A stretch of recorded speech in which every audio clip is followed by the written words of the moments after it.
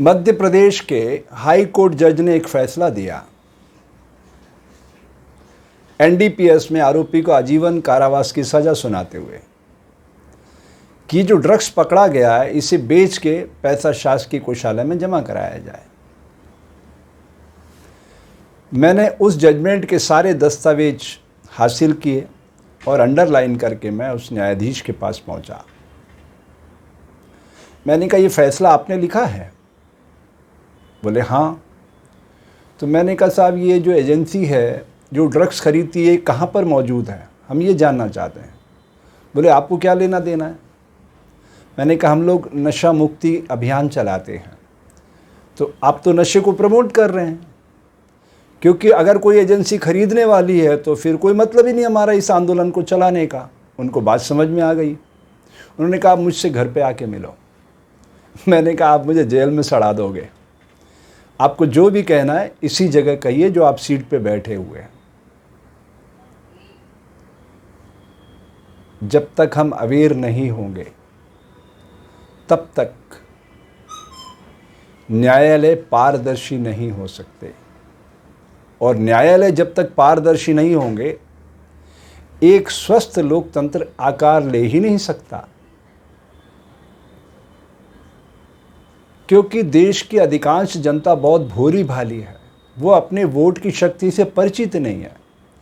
वो गुंडे मवाली अपराधी किस्म के लोगों को अपना एमएलए एमपी चुन लेती है, फिर वही इन आईएएस आईपीएस पे नकेल डाल के अपना काम निकालते हैं।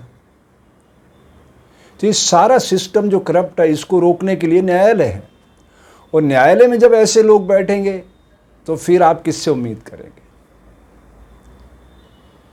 इसलिए मेरा कहना है कि न्यायालय पारदर्शी होना चाहिए। मैं अपने जीवन के अनुभव आपके साथ साझा करना चाहता हूँ। एक आईपीएस के थ्रू मैंने डुप्लीकेट करेंसी पकड़वाई, 5 करोड़ रुपए डुप्लीकेट करेंसी थी। उस आईपीएस ने ट्रेस करते हुए मशीनें पकड़ी, आदमी पकड़ा, सब कुछ पकड़ा गया। आप हैरान होंगे, एक ही नंबर के सैकड़ों नोट थे, लेकिन वो व्यक्ति बरी हो गया। जब मैंने पूरे उस केस की स्टडी की तो मुझे बहुत आश्चर्य हुआ।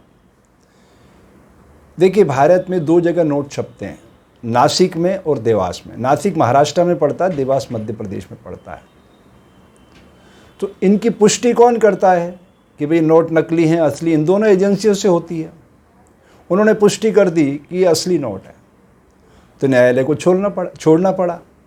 क्योंकि न्यायालय की तो आंखें नहीं है ना, उसकी आंखें बंद हैं। आप दृश्य देखते हैं कोर्ट में क्या होता है, धृतराष्ट्र की तरह उसकी आंखें बंद है। वो सिर्फ सुन सकता, देख नहीं सकता, उसी पर उसे फैसला सुनाना होता है।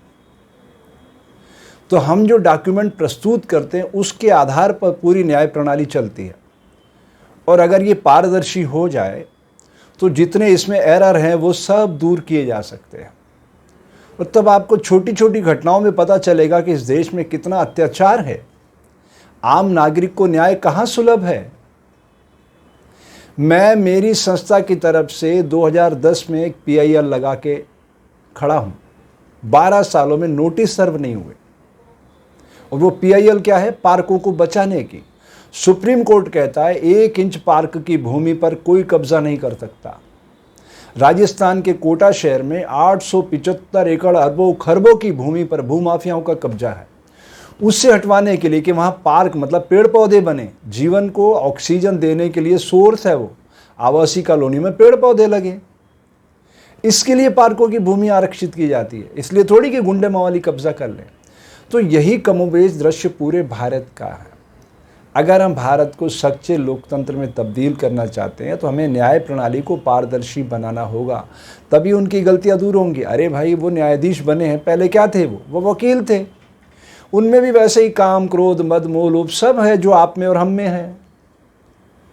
तो कोई फरिश्ते थोड़ी बन जाते हैं न्यायाधीश बनने के बाद, हैं तो आपकी हमारी तरह आम इंसान ही।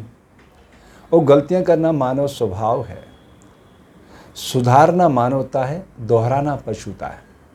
अगर हम चाहते हैं कि धीरे धीरे अपनी गलतियों को दूर करके एक स्वस्थ लोकतंत्र को आकार दें ताकि आने वाली नस्लें खुशी के गीत गाएं, अपने जीवन को सरल, तरल और प्रसन्नचित बना सके, तो उसके लिए हमें मेहनत करना होगी।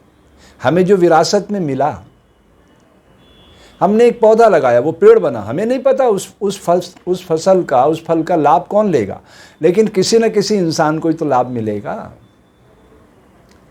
तो सारी धरती परमात्मा की बनाई हुई, हम सब परमात्मा के बनाए हुए हैं। झगड़ा किस बात को लेके? ऑस्ट्रेलिया में आप मॉल पे जाइए, वहाँ आपको कोई व्यक्ति नहीं मिलेगा मॉल के अंदर, सिर्फ सामान मिलेगा। आप अपना माल उठाओ, पैसा दो और चल दो। अगर यही दृश्य भारत में हो तो क्या हो? 99% लोग बिना पैसा भुगतान किए माल लेके चल देंगे। तो इसका मतलब हमें नैतिक शिक्षा की जरूरत है, चारित्रिक शिक्षा की जरूरत है, नागरिक दायित्व बोध की शिक्षा की जरूरत है, ताकि ये देश हमारा है, हमें इससे प्यार करना सीखना है। और हम इंसानी चोले में मौजूद हैं, हिंसक पशु नहीं हैं। ये मारकाट से एक सभ्य समाज का निर्माण नहीं होता है, लूटपाट से भी एक सभ्य समाज का निर्माण नहीं होता है। हम सबको मिलकर पूरे वातावरण को बदलना होगा और उसके लिए मेहनत करना पड़ेगी। तो मैं चाहता हूं कि मेरे इस अभियान में आप सहभागी बनो। ये अभियान छोटा मोटा अभियान नहीं है, ये आपकी वोट की शक्ति से आपको परिचित कराएगा, ताकि आप अपने क्षेत्र से अपने अच्छे एमएलए एमपी चुनो, फिर वो अच्छे मुख्यमंत्री प्रधानमंत्री चुने, तो पूरा देश बदलेगा। यही जनतंत्र के मायने हैं।